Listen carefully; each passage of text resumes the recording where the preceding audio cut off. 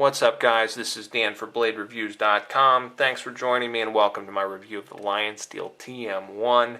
This is a special review because I've actually managed to get my greasy mitts on this knife before they've released it to the public. These were on display at the 2014 Blade Show, and LionSteel was kind enough, or maybe I just caught them at a very vulnerable moment. Either way, I was able to get this knife for purposes of review, and hopefully we'll all be the better for it because I think it's an awesome knife, and I'm really excited about sharing it with you today. So let's get right into it. I've got it next to the LionSteel SR1 at the top and the tie spine on the bottom there.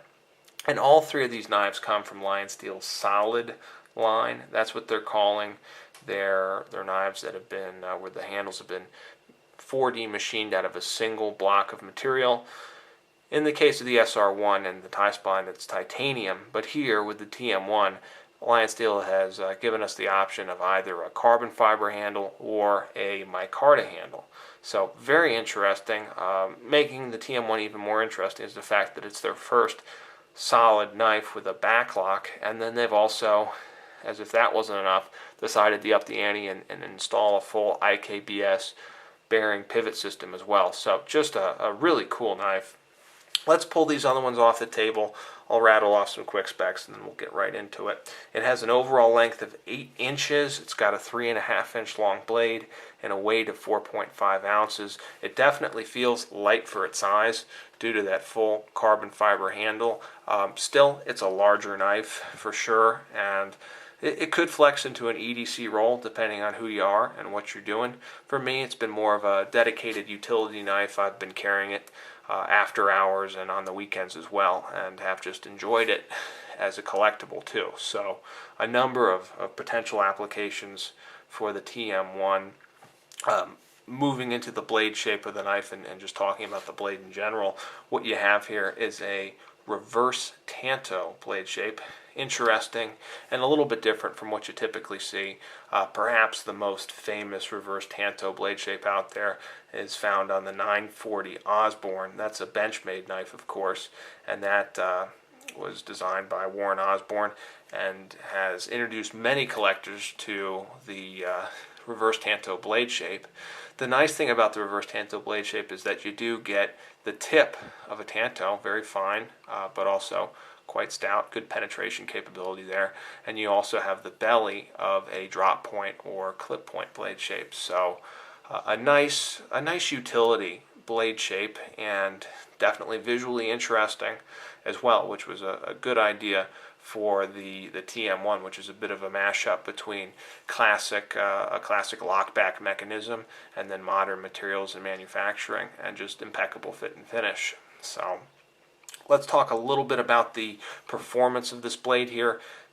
LionSteel went with Sleipner steel, designed, or not designed, but manufactured by Böhler Uddeholm, who they've also made steels like LMAX, and are becoming more and more known in the cutlery industry for their high-performance steels.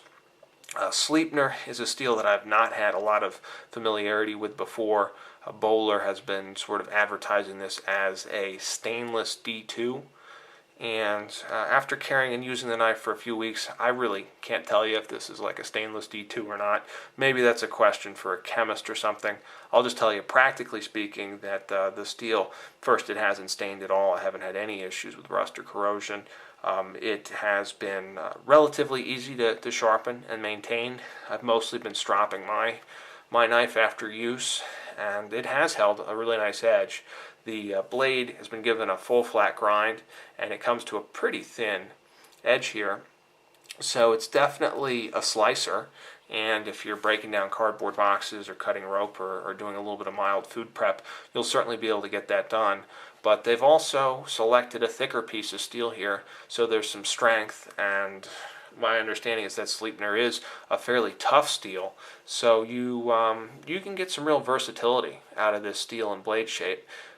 Perfect for more regular EDC tasks, but also it could be quite capable in a harder use role as well. So very interesting. The coating here is black oxide, and this is my first experience with LionSteel's blade coatings. It's been phenomenal. Really nice coating. There's not a single scratch on it yet. Certainly, time will tell. I haven't like cut any aluminum cans with it or anything like that, but just in general use, I have not really worn this blade coating very much, which is great to see. Anyhow, let's move on to the handle, which is what this knife is really all about, and I'm sure what you're probably most interested in.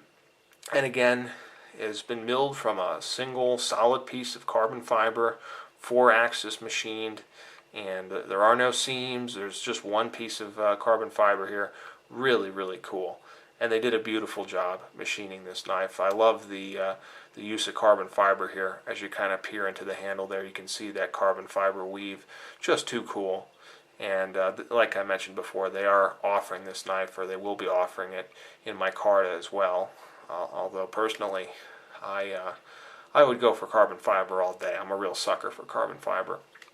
But the corners have all been beautifully chamfered here. They've got some kind of decorative millwork, and everything is it flows. It's been contoured and just immaculately finished. Super crisp lines. Very, very nice job with this handle construction. Just phenomenal, really, and a beautiful piece. So the handle, it's well worth the price of admission here. Very lightweight too, very strong, and I can't say enough nice things about how they've managed to execute this handle here. Let's talk a little bit about the pocket clip. You've got the same pocket clip found on the SR1. Let me just bring that back in here. So if you have an SR1, you'll be already very familiar. And that's a great clip. Nice and deep carry. In this case, it's been blackened, so very discreet. And for a big and relatively thick knife, it does carry pretty well, actually. It's not very heavy, so that's great. And this is a knife that you can use here and carry, and it could be a daily carry if it's something that you're prepared to do with a larger knife. So I think that the pocket clip's great. It's fully ambidextrous, which is great for a southpaw like me, and they did include a glass breaker there, so that's neat as well. Let's talk a bit about the ergonomics real quick, and then we'll move on to the deployment and lockup. It's a larger knife, and it certainly has plenty of room for your hands, even if you have bigger hands, and it's very comfortable, thick handle, so really does fill the hand well. There's no jimping or anything like that. I don't think you need it. I never ran into an issue where I required jimping with this knife, and it makes it very comfortable. So it's got a broad blade there, so plenty of room for your thumb. Just a great comfortable handle. Okay, let's talk a little bit about the deployment and lockup. Of course, you've got a lock back here, just a classic method. They've included a thumb disc for opening here, and it's easy to get at. Again, it's ambidextrous. This knife is actually fully ambidextrous, which is great to see. My only real complaint with this is that you can't flick this knife open. You really can't, you can almost get it there, but you can never really get that fluid deployment that, let's face it, many of us knife collectors know and love. So that would be my only little gripe here, although you can certainly open it very purposefully, just relatively slowly, and it does a great job there. And like I mentioned, it is on IKBS bearings, so very, very smooth. If you're to release that back lock there, the blade just falls shut. So that's quite cool to see, and it's a really nice touch. I don't know how they got all those bearings in there, but I'm not going to take this one apart and find out. So we'll let that be a trade secret for now. That pretty much takes us through the knife. Closing thoughts: it's an immaculate piece. If you've had any experience with LionSteel's other products, namely their tie spine and their SR1, you'll know that the fit and finish is top notch, and they don't just talk the talk, but they really do walk the walk here, and have delivered a number of innovative and very interesting products. The TM1 certainly continues along that line and is just very impressive from a construction and build standpoint.